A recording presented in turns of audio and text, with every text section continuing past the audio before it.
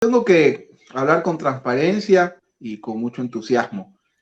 Y bueno, y con frontalidad, ¿no? Cuando uno no está atrás de puestitos o de contratitos, tiene la libertad de poderse expresar. Porque estos cambios de gobierno yo siempre me sorprendo de lo que se convierte mucha gente por la desesperación de ser tomados en cuenta. No es mi caso, ustedes me conocen, por lo menos no todavía. A ver, dos cosas. Yo aplaudo que el señor presidente de la República electo ya tenga por lo menos una primera señal en ese sentido de un gabinete, porque hay que decir algo con frontalidad. Los ministros, así como son para ayudar, también deben de ser fusibles. Los ministros son quienes tienen que cubrir al presidente de la República, digamos, en los temas que tienen que tener especialidad. Obviamente el presidente no tiene que saberlo todo, pues no, sumado a su preparación universitaria, que no es mucha, entonces necesita ayuda. Entonces, en ese sentido, celebro la celebración de Mae Montaño, por ejemplo, la designación. ¿Quién puede cuestionar a mi querida Mae? Un saludo si me está escuchando y viendo, una mujer a la que todos apreciamos, admiramos. Podemos disentir en temas ideológicos, pero es una mujer capaz, con una historia de vida intachable y un relato muy bonito de cómo fue ella, cómo salió, cómo surgió desde la pobreza. Lo que me llamó la atención es el ministro de Deportes, no recuerdo el apellido, creo que es Palacios, puede ser. Sebastián Palacios. Sebastián Palacios, investigado por diezmos y por estafa. Ahí sí me llamó mucho la atención. Y no es que yo quiera dañar la fiesta, pero son cosas que hay que decir. Entonces, de ese gabinete me llamó mucho la atención la presencia del señor Palacios, porque viene de un segmento, digamos, de un ejercicio cuestionado, ¿sí? Entonces yo no lo hubiera designado, ¿no? Básicamente para cuidar un poco el impulso de este nuevo gabinete. Una ministra de Salud, entiendo que intachable, con un currículum extraordinario. En redes sociales se lo criticaba mucho porque en la mesa de reunión había solo hombres y no había mujeres. Entonces, ¿qué significa esto? ¿Qué análisis se puede dar sobre todo a ese espacio que se le está dando a las mujeres en el gabinete de gobierno? Mire, ahí está un paisano suyo, ahí está Itaita Carnaval. Así lo veo. Me estaba reclamando, quería saludarla. A ver, ¿es positivo que tengamos mujeres en el gabinete? Por supuesto que sí, pero no pude concluir la idea, ¿no? Mire, los ministros son fundamentales porque ya el presidente electo, yo siento que había cometido dos, no sé si errores es la palabra. Primero, las declaraciones en Colombia reivindicando el ataque de Angostura. Mañana, entonces, bajo ese argumento, mañana el Perú nos bombardea en Guaquillas por su seguridad, por el contrabando, por ponerle un ejemplo, ¿no? Pero eso no es culpa del presidente, para eso tienes un canciller, que seguramente tiene claro el concepto de soberanía, porque el presidente no tiene por qué saberlo todo. ¿Ya? Ese es un primer punto que me llamó mucho la atención, ¿no? Y el segundo, que espero que eso sea corregido, entiendo que el decreto 001 deroga el impuesto al patrimonio, a los activos en el extranjero, a las herencias. Esos son los impuestos que más le afectan al presidente. Es como que mañana resulta que si yo tuviera 2 pensiones alimenticias, el primer decreto que emito es derogar las pensiones alimenticias. Eso me recordó un poquito a Montalvo cuando criticaba a Vintimilla por acabar con el impuesto a los estancos. Los estancos era, digamos, el arancel que se pagaba al trago y bueno, y Montalvo decía que Ignacio de Vintimilla le gustaba tomar y por eso derogaba el impuesto que le afectaba al consumo de licor. Entonces fueron 2 cosas que me llamaron la atención y que son entendibles porque no tienes una voz, digamos, autorizada, técnica, que pueda analizar esos temas. Entonces me parece interesante porque obviamente no podemos tener, digamos, darle un cheque en blanco a un gobierno por muy nuevo de salida que esté, pero me parece súper interesante ya este frente social con las observaciones que le acabo de hacer del señor Palacios, que insisto, yo creo que debería concluir totalmente esa investigación por estafa y por diezmo, pero la misma ministra de Derechos Humanos o secretaria, no recuerdo la asignación, la señorita o señora, creo que es apellido Ordóñez, Bernardo Ordóñez puede ser, no recuerdo. Ordóñez es muy común ese apellido en el austro. Me parece interesante porque ella es una de las personas que reivindicó los derechos de los humanos en las protestas de octubre. Y eso a mí al menos me dio un poco de tranquilidad, sin perjuicio obviamente de causas que ella ha defendido, que puedo cuestionar como la liberación del aborto, pero digamos que salvo que usted pueda nombrar algún otro miembro del gabinete, lo veo interesante. 7 de la mañana, 50 minutos. ¿Cómo está, señor Osvaldo Moreno? Raiza Mariño lo saluda.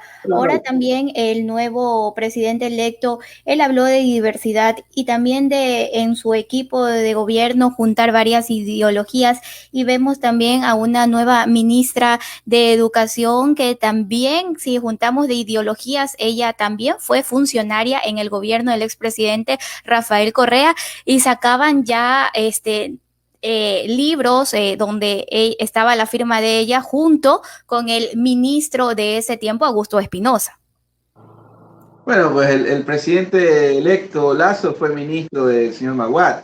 Eh, yo creo que no puede, bueno, yo creo que ya Moreno superó el estándar de lo que debe ser un gobierno macabro, pues no y nefasto, pero en todo caso, el señor Lasso fue ministro del señor Maguad, fue gobernador del señor Maguad, bajo ese esquema fue, entiendo, eh, eh, asesor económico o delegado del señor Gutiérrez, por boca del mismo entiendo que financió a Correa con $25,000 cuando fue candidato. Entonces, el gobierno de Correa fue un gobierno que tuvo una gran popularidad en su momento, era muy difícil, es como, yo recuerdo una vez, le comento en mi ejercicio profesional, un amigo X era candidato a algo y me decía que no quería saber nada de socialcristianos en Guayaquil. Y yo le decía, tienes un gran problema porque en Guayaquil o eres socialcristiano o eres correísta, no había otra opción en los últimos 10 años. Entonces yo no creo que le descalifique, sumado a que es la fuerza que acaba de perder las elecciones con 4 puntos y yéndonos a voto nominal y no válido, prácticamente han sido 2,5 puntos de diferencia. Entonces yo creo que eso no la descalifica. Lo que sí va a descalificar a los funcionarios va a ser su inacción. Y qué bueno que empiecen a trabajar. Aunque yo les soy honesto, a mí me preocupa sobre todo el ámbito económico, que es el más delicado y sensible del país. Estos temas los venimos analizando, no de ahora, sino hace mucho tiempo en estos micrófonos de Rumba Network. Me preocupa el frente económico. Ojalá no esté lleno de ortodoxos, fundamentalistas, anarcocapitalistas, neoliberales, porque sería el golpe de gracia para el país. Entiendo que el presidente Lasso está tomando una postura clara, es lo que yo al menos he escuchado, y que este va a ser un gobierno básicamente bastante aperturado, pero sobre todo en lo social. 7 de la mañana, 52 minutos, dialogando con el señor Osvaldo Moreno. Él es analista político. Ahora, los retos que asumen estos nuevos secretarios de Estado, una vez que ya oficializó el presidente electo Guillermo Lasso, y cumplir las ofertas de campaña, por ejemplo, a la ministra de Salud le tocaría conseguir las dosis adecuadas para inocular a 9 millones de ecuatorianos en 100 días. Por ahí algunos epidemiólogos han dicho y analistas que sería imposible ese tipo de cumplir, al menos en lo que tiene que ver esa vacunación en 100 días a 9 millones de ecuatorianos. Tarea difícil. Y también a la educación, y en este caso al de la CENESID, la reforma a la Ley Orgánica de Educación Superior, lo es porque se reemplazaría incluso a la CENESID por otra secretaría. Todo esto, ¿cómo mira usted?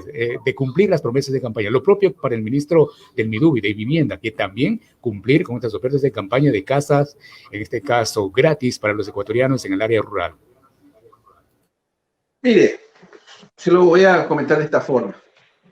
Yo entiendo que en esta red social, que es un espacio muy afable, muy amable al racismo, digamos si lo puedo llamar así, Twitter, se hablaba mucho de estos 100 primeros minutos, que me parecía demagogia pura y dura. Lo de los 100 días tiene sentido, porque algo que me decía el otro día una colega muy apreciada y querida, que es Stephanie Macías, en un foro que compartíamos en un canal de televisión abierta, que es una gran verdad, es el hecho de que los 100 primeros días de gobierno son los claves. O sea, ese es digamos, el punto de partida, ¿no? No podemos tampoco exigir milagros, ¿no? El descalabro y los escombros en los que recibe el país este señor son bastante complicados y creo que requieren el respaldo, el apoyo, la comprensión y la paciencia de los ecuatorianos. Yo les soy honesto, yo estoy bastante optimista.